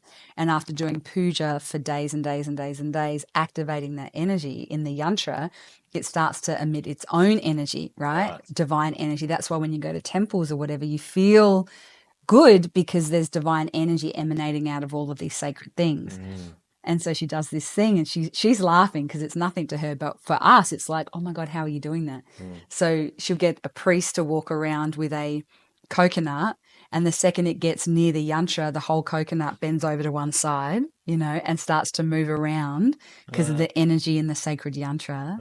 And then Amma can just do like this and send energy and move the coconut on someone's hand. And I've physically had the experience where she's been like, your hand, or it was sitting in a priest's hand, and she's like, Brahman, go get the coconat. And I'm like, okay. So I run and get the coconut, try to get the coconut from the priest's hand, and I can't move it at all. I'm trying to pull it off the priest's hand, and she's laughing down the other end of the room, just sending energy, and I can't move the coconut, and this was another experience. But it wasn't glued, like the coconut. No, it wasn't glued. No, it was a normal coconut. And then when she stopped, it picked up, Cool. And this one here, do you want me to tell you that story? Yeah, please. Okay, so when I was going through some hard stuff at the time, I didn't really know I was going through hard stuff, and I was quite oblivious to it actually. And then I was sitting with Amma, and I was sitting there with another person, and she said, Brahman, go and get the flowers off the yantra, right? So there was a yantra like that, and there was a flower sitting on top just like that. Go get the flowers from the yantra. So I went and I picked up the flowers, few flowers. She goes, bring them to Amma. So I put them in Amma's hands. She closed her hands and goes, and then opens her hand, and there's Ganesha sitting there. This very one? This very That's Ganesha. mental.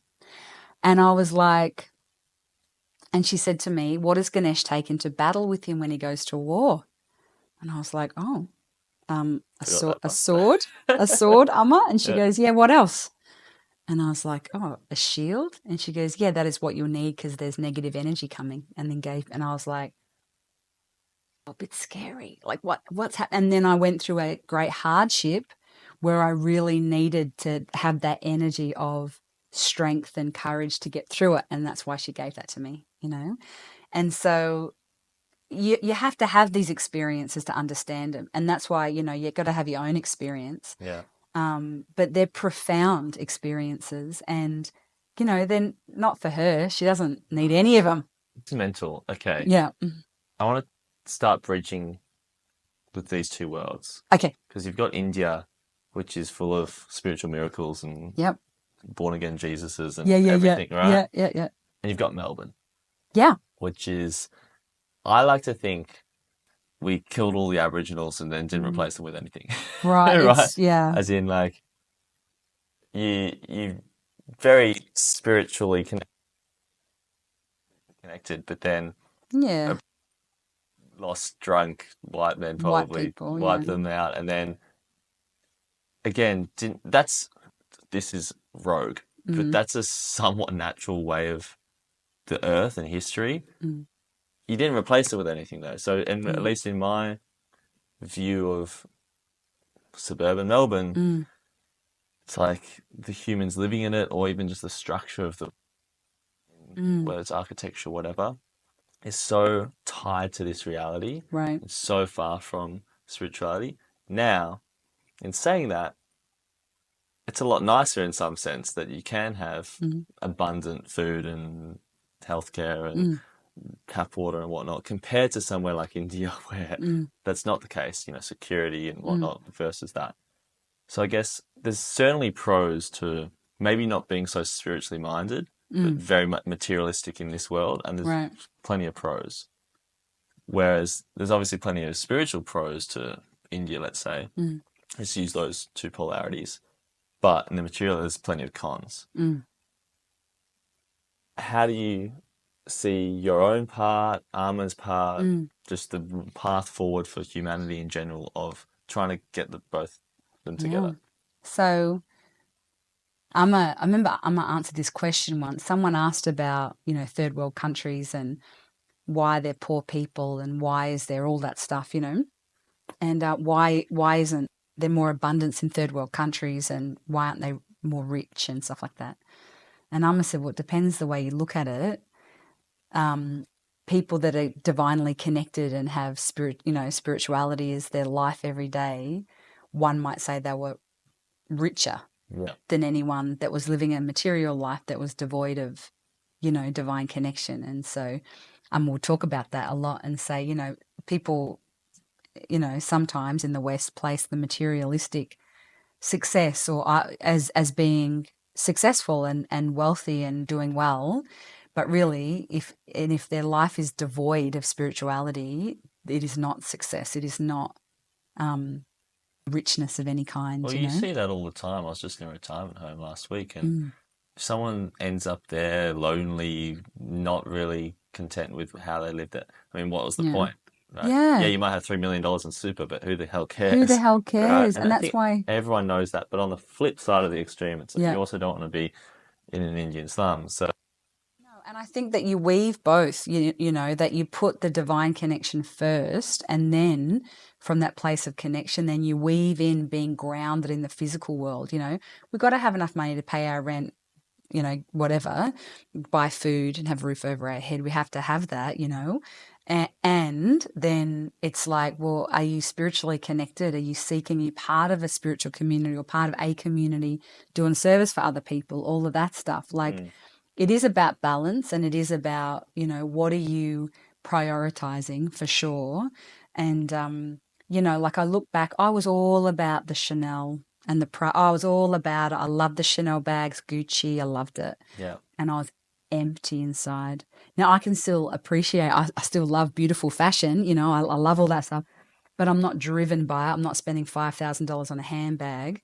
That's insane. You know what I mean? But I used to. Yeah. Well, I didn't spend it, but I received it, and I would value that stuff way more than I had a friend that I would watch her. I used to be with the band Madison Avenue. Don't call me baby. You'd be too young, I think. But she would just sit and watch a candle, and I'd be like, what's she doing? Yeah. Watching this candle. I had no interest in it because I didn't understand. I didn't understand what she was doing, but she was embodying a lot of peace and stuff like that. And so that wasn't important to me back then. Like I said, I was living a very fast, intense life, and peace was not important. Humility was not important. How boring. You know, I was all about, you know, fast cars, designer labels, you know, fashion, notoriety. Like it just wasn't interesting to me. Yeah.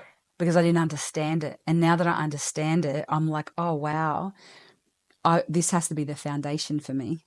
So that's really cool. Mm. And at least my experience with, there's a certain wave, and I'm too young to know when it started or if it's always been here, but of kind of new age spirituality, I would say, which is taking the same perspectives and precepts of the version of you that likes the fast cars and whatnot. And kind of just transferring that onto spirituality.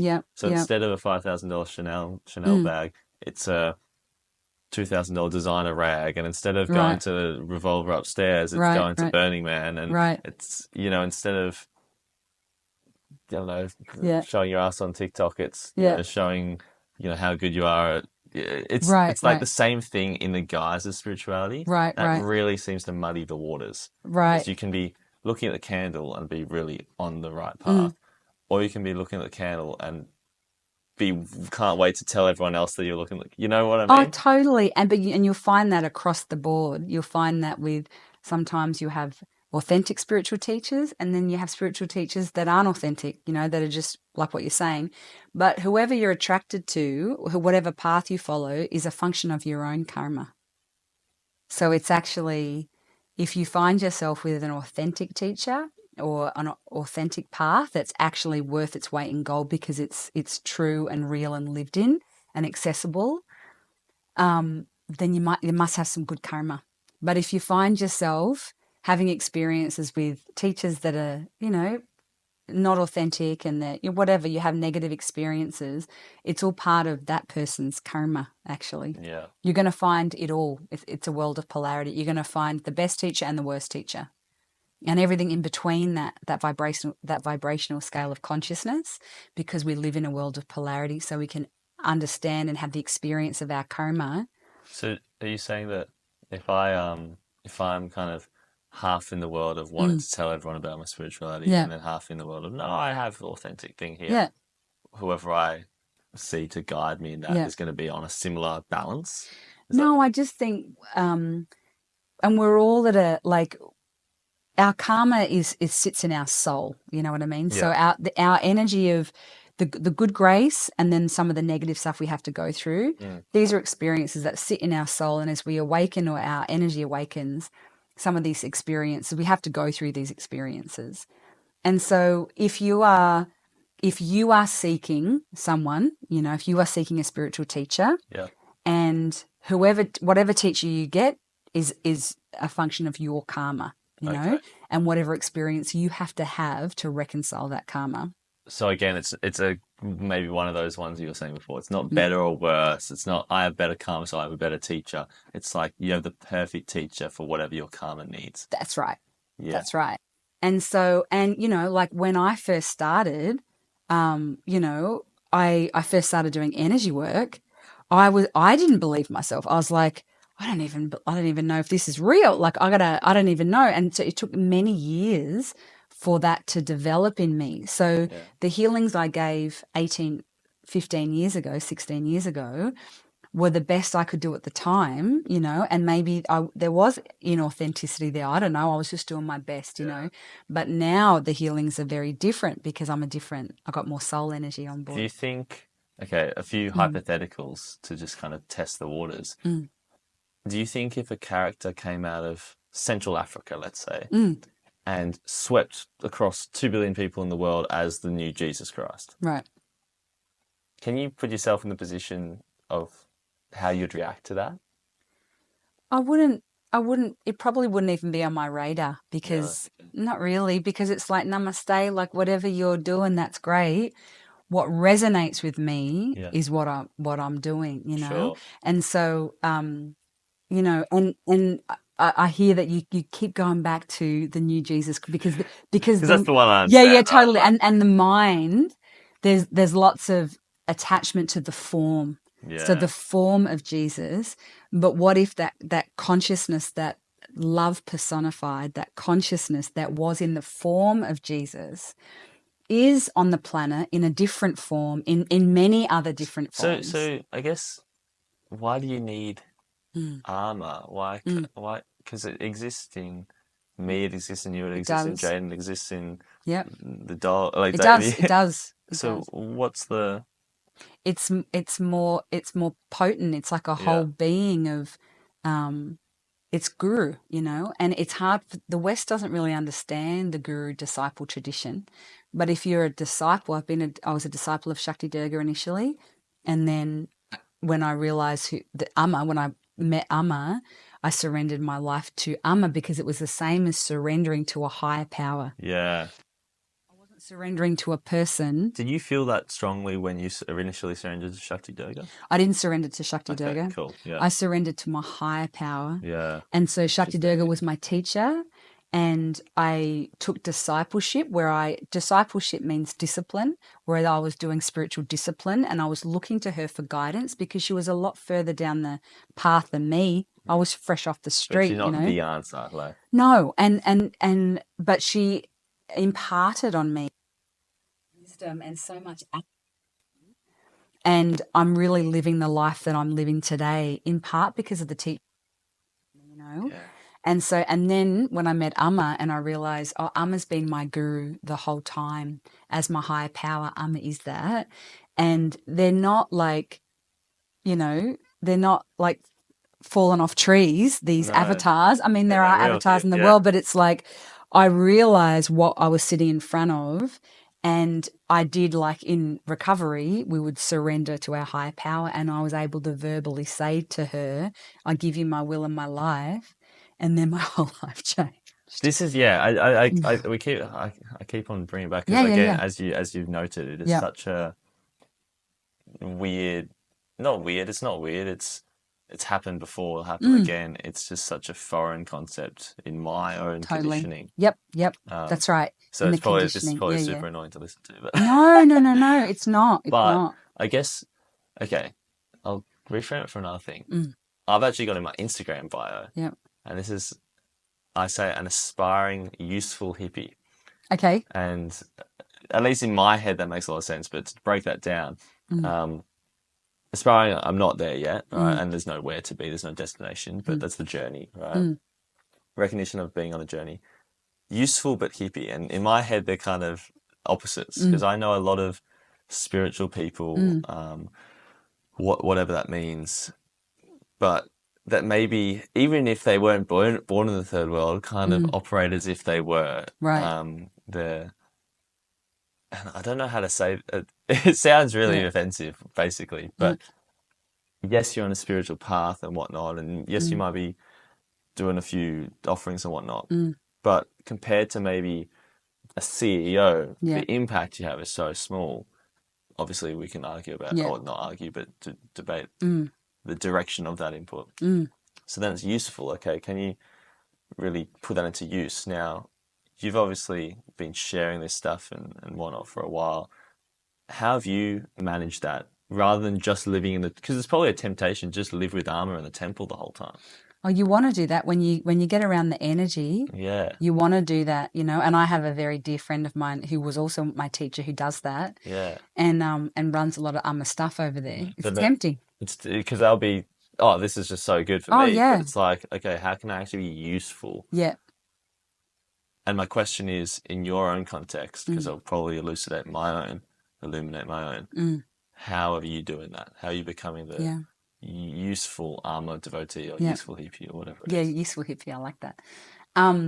Well, what I like to do is I like to have the experience and then I like to come back and share it with community, whether it's in spiritual discourse, gatherings, or I try to emulate and embody how she does puja, so I can do that for the community. And because I've had my own personal experience with her, I really take that and I just share it with people. And I don't hit people over the head with it. Like I remember when I first had this manifestation, I was so like lit up by it. I was like, oh my God, like this happened. She did this. And Yeah. I was so excited. But the people that I was telling were like, We're not ready to receive. they weren't ready to receive it. And I remember thinking to myself, I can't do that. It's freaking them out. They think I'm mad. And so Then I might end up in the psych ward and not be good use to anyone. That's right. That's right. So I learned not to share some things because people weren't able to receive them. And for what you said before, it challenges your conditioning. It challenges what you believe to be true and what your paradigm is capable of digesting.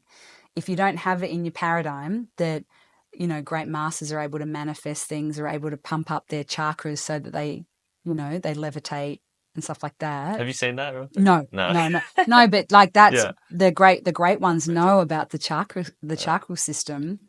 So like if that's not in your paradigm, you're going to be like, okay. And that's what I said to you when I first saw you. I was like, I've got a lot of time for this stuff. You're crazy, but yeah, totally. And it's really normal. Like I said, I don't know how I knew who she was. I believe it's my good karma. I must have done something good in a past life to really, I knew immediately that she was the divine incarnate because I've been connecting with her without her form.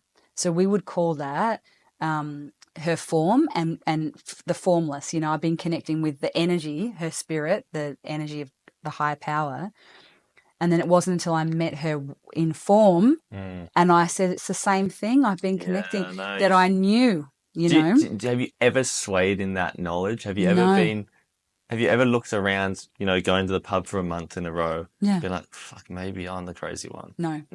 No, because I've had, when you have a divine experience and you're flooded with satya or truth and you know, and I've had that, I'm not going to give my life to, like I'm a conscious person.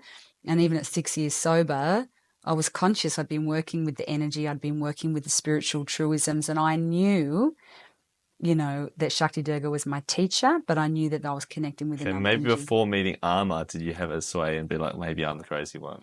No, well, like I said, I was having those experiences where I'd say, and then it was just like hysterical things. And I'd be like, wow, like I am connecting. And that was for 6 years I was doing that.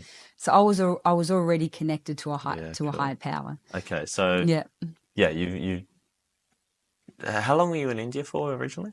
Well, I would just go for like just for a bit. couple weeks or whatever, but I ended up going 4 times a year where I'd take people to go and you'd be based in Sydney. I was based in Sydney and then San Diego for the last 10 years. So what's the story there? So when I first met Amma, that very first time when I realized who she was and I went up to get my blessing, at this time I was running a community in Rose Bay, in Bondi actually. Okay.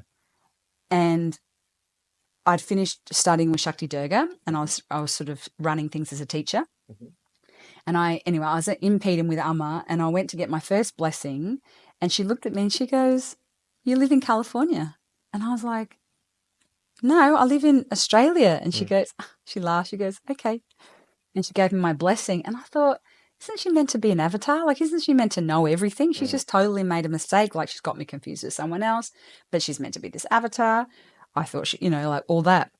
And then about 3 months later, I was in Miami at a wedding, my friend's wedding, and the bridal party, one of the ladies said to me, "What lineage are you?" I was running meditation for the guests. Yeah. And I said, at Shakti Durga, Sri Sakthi Amma, and they were like, "Oh, Amma." And I was like, no, not the hugging saint, because there's a hugging saint called Amma, not the hugging saint. And they said, "No, Amma from Pedum." And I was like, "Oh my God, you know Amma?" And they're like, "Yeah, we do." And so then we got to talking, and they said, you know what, we're going to bring you to our country to teach what you're doing. And I was like, where do you live? And they said, California. And I was like, oh.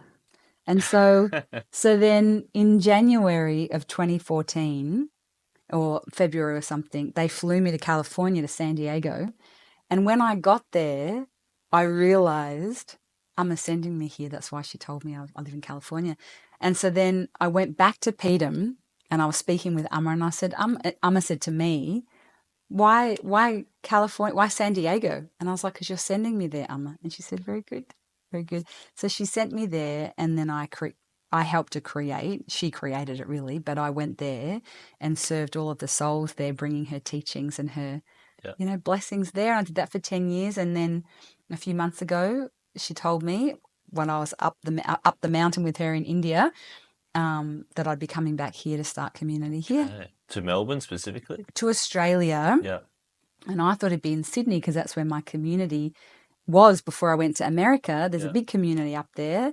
But my mum's been sick, she's got the dementia, so she's been a bit sick. And then I met all these people. And then it's like, here I am in Melbourne looking after my mum and creating community. Yeah, mad. So it's. So when did you move to Melbourne? Like 5 weeks ago. Oh, just like yesterday. Yeah, okay. 6 weeks ago. I came back and forth a couple times this year. I spent 4 months in India. Okay. Then. In most contexts, that would be pretty daunting. Okay, I've lived a life in Sydney and built something, and then I've just kind of packed up shop, and then a decade in a different country, San Diego. Oh my God.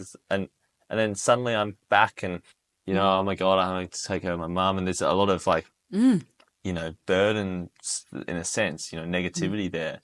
That would be quite troublesome for most. Is it just the power, that faith, that backing of Amma's behind you that makes it quite easy? Or is it not easy? It was very hard when she first told me that I wouldn't be going back to America, that I'd be going to Australia. I found that very, very hard because I love my community in San Diego.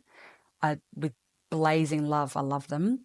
And so that was very hard, and I shed a lot of tears, and I found it very hard to surrender. But I trust Amma. I trust why she's telling me to do that, or she's telling me. Yeah.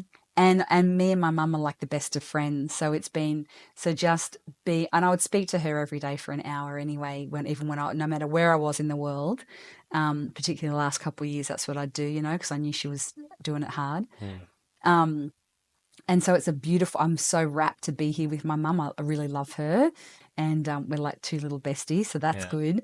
But yeah, big surrender, and it was not easy. Even though all of my trust and love is in Amma, the personality part of me wanted to fight her a little bit. I did a little bit. I was like, but what do you mean? Like, can't I just...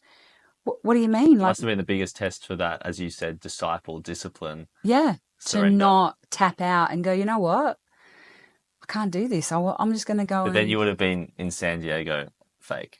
Yeah, that's right. And not actually living divine will, because the reason I was there for 10 years and why it was so beautiful and successful, because it was her will that I be there, that I was there for her. Yeah. And now she's telling me, well, now I want you in Melbourne. Yeah. And now you're going to do the same in Melbourne, what you did in San Diego. And it's like, and now we opened this 2 weeks ago. Yeah, man. And it's already full with people, you know what I mean? And so I didn't do that. That's coming from it feels somewhere like, else. Because I wasn't in San Diego, I was in Guatemala, and doing it in a very different way. But I don't know how you take this, but it feels very similar in my sense. I had huge revelatory experience. Freediving was part of that. That was kind of maybe instead of yoga stuff, it was maybe psychedelics, and instead of puja, it was freediving. But I can see parallels. Yeah. And then I was kind of drawn to teach that. But then coming back to Melbourne, it just doesn't feel naturally primed. Like maybe it doesn't feel fertile lands like maybe San Diego did. San Diego was, right, yes. And Guatemala did in my context. It feels like, this is a bit of a barren desert. Yeah. But I guess if you've been doing it for a while, someone needs to make that land fertile. Yeah, So that's right. Why not me? Yeah, that's right. Is that kind of how you feel? I kind of feel like she has me here for a reason, for many, many reasons. There's always, I love Jaden, Christian actually said, there's always infinite reasons for everything that to happen, and that's true, So I'm definitely here for my mum. I'm definitely here to seed Amma's love and grace and whatever, she wants to do here, and create community. But it was hard. Yeah, it's been very hard because, you know, yeah, it's like it's a beautiful, like I was saying to you before, my experience of Melbourne 25 years ago is very different to the one I'm having Yeah. now. Yeah. And so it's like, yeah, like the beauty is there. It's like we just got to tap into it and bring it to the forefront. Like, yeah, it is a little bit conservative, spiritually. I find, it's yoga's very mainstream, which is The asanas, easy. though. The asanas, yes, Yeah. it's easy for people to tap into that because mainstream devotion. There's the beautiful Krishna temple. I don't even really know because I haven't been here for so long, but so I'm sure there's hotspots for beautiful devotion and spirituality, and it will be another one of those. And my background, so my people that I've known my whole life are, in the entertainment business and, the modeling and the dancing and the, all of that stuff. And hopefully we're able to open the doors for some of those peeps, Yeah. because it's like, it worked for me back in the day. And now I definitely, life is different when you're walking the path connected to the divine. It's just different. We all do our own flavor, but it's just different. It's amazing. I'm just going to check my notes to make sure I'm not missing things. Yeah. Okay. One thing I did notice on your website, I'm just curious while you're talking about your actual practice of what you're giving to Melbourne, for Yeah. instance. We haven't actually touched on the prison stuff. Oh, yeah. And there was Ignite Your Heart therapy. Ignite your spirit. Ignite Your Spirit therapy. What is that? That's the method I learned from Shakti Durga around clearing from the chakras using electric violet light. And so Electric violet light. electric violet light's a soul energy, and you clear from the auric field and the chakras low vibrational thoughts and beliefs and pain and trauma. That is a lot of, jargon. That is, yeah, and that is a lot of hippie science voodoo. Like, so what is that? I'm just imagining, some hippie den, but it's like a tanning bed. No. What is that? No, it's like just sitting. Going around, Shakti Durga's going around with a purple torch. No. Head. No, it's just you just sit opposite one another on two chairs. Okay. And then you invoke, the person given the healing will invoke, and then start to anchor some energy. And so then what does even that look like? Does that look like doing on the a outside? connect exercise. So we breathe in from above, we run electric violet light down through the crown, down out of the feet chakras. So the healer has learned how to do that. How to channel their energy. And so the healer will connect. And then the healer will start to scan the energy body. So the chakras of these are all subtle energy. It's a subtle body. It's not like the physical body. It's a subtle energy. Yep. And so you'd scan the chakras, you'd scan the auric field. We have palm chakras in our hands. Yep. They act as like intuitive readers. So you'll get an intuitive hit because they're connected through meridians to the heart around what's actually... Meridians, real quick, are just like wires kind of? Meridians are like lines of energy that connect the different chakras. And so, you get a read of what's going on. And then because your apparatus is developed because you've been doing lots of meditation or whatever, you start to have intuition around what needs to be cleared from that person. And then I use sacred mantra and chanting to clear. I use different chants for different things to clear energy from that person, and then bless with high vibrational divine energy that we learn to channel through the purification of our own being. And this is to heal not, the infection you got last week, but more like all the of life it. stuff. All of it. Oh, You can do the pranic healing. It sounds similar to kinesiologists. Have you ever talked to them? I haven't spoken to them, but I've done some a long time ago. Yeah. Which is just Greek for the study of energy. Like then yeah. And so it's like you can do pranic healing on the body where you use the different colors to actually heal the physical body, but then the ailments that you experience in the physical body came from a disturbance in your energy body and your mind. So it's getting to the core of that. Yeah. So you can do both. Yeah. If I'm someone who feels themselves sick and maybe physical, is just a resultant of some energy stuff, Mm, why wouldn't I just pay, however much it costs to mm, get someone else who's done all the spiritual work to do it, mm. and then I can just go on and You can, but when you're receiving a healing, you're also receiving an upgrade in your consciousness, which will then change the way you live. you probably won't go back to Rev next day. Sometimes, Revs, I love that you call it Revs. Is it still open? Yeah. Oh, wow. Yeah. On a Sunday? Yeah. Wow. Okay.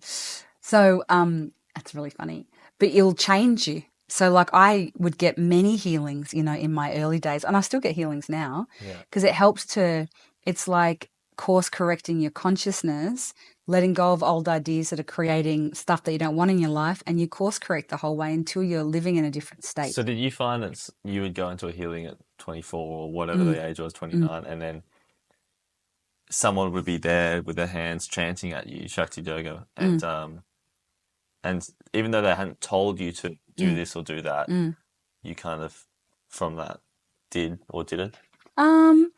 There's spiritual mentorship that happens. So when you have a healing, you're talking to that person. So if I'm giving someone a healing, I'm saying to them, okay, repeat after me. I now release all shame, and I release the belief that I'm unworthy.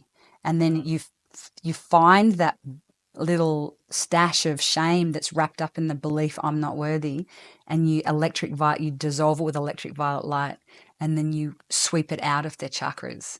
And then when the person is having that done repeatedly, you end up being a different person. It's wild. It sounds That's like what I told you in the beginning. radiotherapy, but not cancer. Yeah, it's the same. It's the same as where point, of congestion, of toxicity, So why isn't Amma immortal? because the world is in a bit of a shit show and it's Kali Yuga, and through the prayers of the holy saints and sages who prayed for Divine Mother to incarnate at this time to help balance the energy, she incarnated. Hmm. Love Yeah. it. I'm not sure about that one. I'll get back to you. Yeah, But, yeah. This is yeah, this is a she lot. is like that. She's come in physical form to help humanity because it's been we're in the dark age. We've been in Kali Yuga for a long time. Kali Yuga is the battle between good and bad, right? Age of sin. Yeah, Okay. it's where there's a lot of negative energy, but it's said that because there is so much negative energy, it's actually a really fertile place for us to passionately inquire, have these, inspirations that come from within us that challenge the status quo. Like, why isn't there more spirituality in Australia? Why isn't there more, why is it so dense here? That's actually what you're doing. Yeah. That's What's that? What? is you're through some divine inspiration. You're like, well, why isn't there more fertile land for spirituality, or why isn't this happening or around the place on every street corner? What, you know what I mean? And it's like in a golden age, right? There's ages, there's dark age. In a golden age, people would be doing this all the time. Everyone would be like, "Oh, I'm going to go to puja," or "Oh, yeah, you just manifested this amazing thing," because it's natural for that age. Yeah. But we're in Kali Yuga, so this is foreign to people. It's like, and then there's a lot of negative energy, around just life in general, because Kali Yuga. It just screams like cope, though. It just What's screams like, cope? it's like a coping mechanism. It's like there was this golden age 10,000 years ago, 100,000 years ago. You can look at it. It's pretty well known that there's different ages, and we are It's like Make incarnate. America Great Again, right? It's like the same kind of thing. It's like, Wow, it's like, that's another thing. but you know what I mean? Yeah. It's like that same sentiment of there's this, because it was in the past, so no one was necessarily there. It's so much easier to romanticize. Well, I What if think this is like actually reality? this is our reality right now, but everyone has their own reality. So my reality of living, the universe that I'm living in is different to the one that you're living in. Yeah. We have different ideas and thoughts, traumas, beliefs, memories, expectations. We're living in a different universe, And so each person is their own universe, and each person has their own reality. That's why there's so much clashing and so much karma clearing, but it's purposeful. It's the lila. And so when Amma's doing puja and we're sitting there with Amma, everyone's having their own experience. Some people are experiencing pain, some people are experiencing pure bliss and joy. You know what I mean? It's their own reality. Mental, isn't it? It It's pretty is. cool to have. I think maybe big takeaway is that it's pretty cool to have something that no matter what guise it kind of comes Mm, in, almost just having a constant. mm.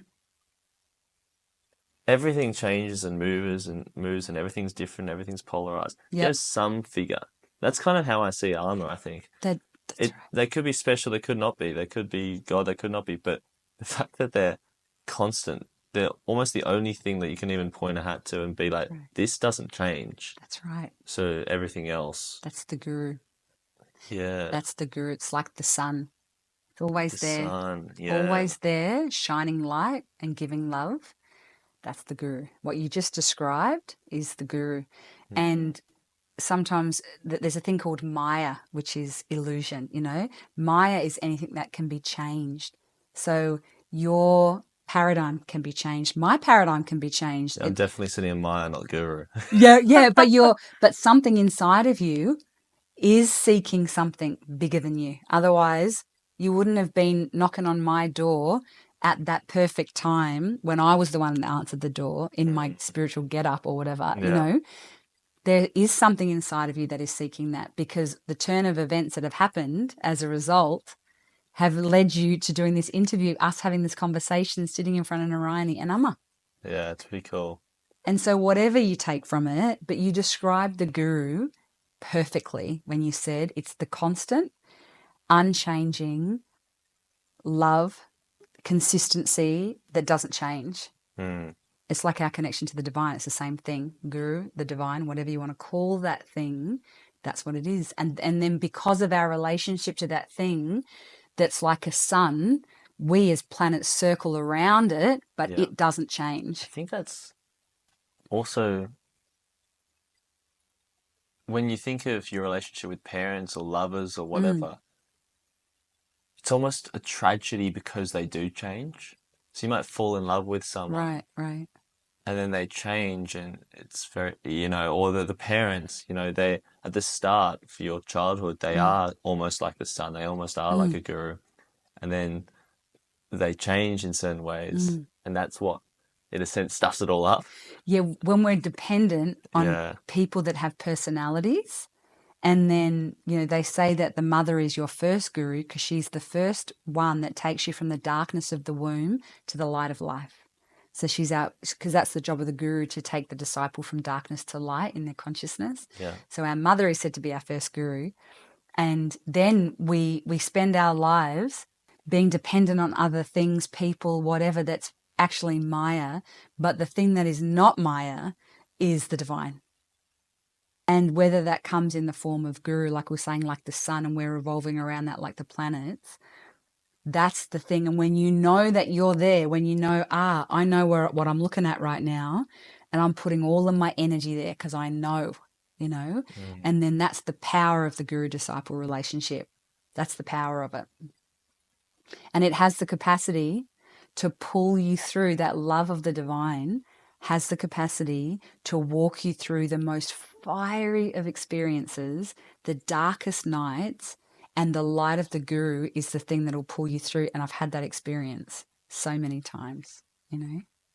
Yeah, it's the most powerful and profound thing that I've ever experienced. It's That's good. really cool. Yeah, it's good. It's really good. It's really good, you know. Yeah. Yeah. Yeah. I see a few like Yeah. waters in your eyes. And, Yeah, but you got to have the experience, you know, yeah. and then that becomes your wisdom. That becomes your faith, Yeah. you know. It's funny. I think that's it. There's one quote, and it's most people die at 25 and aren't buried till 75. And Mm, as someone who's not 25, that mm, kind of plays on me because in some senses you can kind of see that around you. mm, Like whether it's just even what you want to do with your life career. yeah, It's like, oh, you just took the easy, safe option, mm, sacrificed so much of your brightness for that. mm, I said this to you, and I've said this to others before as well. In youth, you have such clear eyes, mm, that literally manifests in the clarity of your bloody eye. Right, But right. in terms of just seeing the world, and I think, and seeing people, and then so often it's as you age, there's almost haze, right? And I could argue that someone who, has lived a untrue life in a sense has got, like milky Yeah, eyes yeah, almost. It's cool to see the water in your eyes because they look clear as well. yeah, yeah, I don't think anyone has the right in this way or that to say you're wrong or right. yeah, sure. But you seem to, because of that guru-disciple relationship, know that you're on the right path for you. So Totally. much more clear than most. Right. But you know how That keeps it clear. totally is the experience. So we can, when we start to have the experiences of the truth of that relationship, then it becomes our own wisdom and our own truth. And it's like I've road tested that, and it's true. I've tried that out, and it's true. I've tried that out, and that wasn't true. Like I've got my own experience that is my wisdom around it all. And in the beginning, it started by me surrendering to a higher power that I had no connection to, didn't know what the hell it was praying because people told me to pray. I'd be saying, I don't believe any of this, but I'm doing it because I know that if I drink or drug, I'm going to die. And so there's hundreds and thousands of people that are doing this, and they're clean and sober. So you know what? I'm going to give it a go. And then it's taken me on this magical journey, and I've deepened my connection with the divine. Yeah. That's epic. That's a good place to wrap up. J-Ma. Yeah. I'm so glad you asked to do this today. No, thank you. Just a beautiful blessing. Yeah. Serendipitous for sure. And blessings on your work, on all of the work that you're doing and all of the work that you will be doing. Yeah, well, likewise. Bloody hell. Yeah. I don't know if I'll be booking it to India anytime soon. Maybe not. You can just come here. But the spirit of that is relevant everywhere. So. That's right. Yeah. Go tell me. Om Namo Narayani. What should I say? Om Namo Narayani. Om Namo Narayani. That's it, J-Ma. Yeah, J-Ma. Means victory to the mother. Yes. Yeah. J-Ma.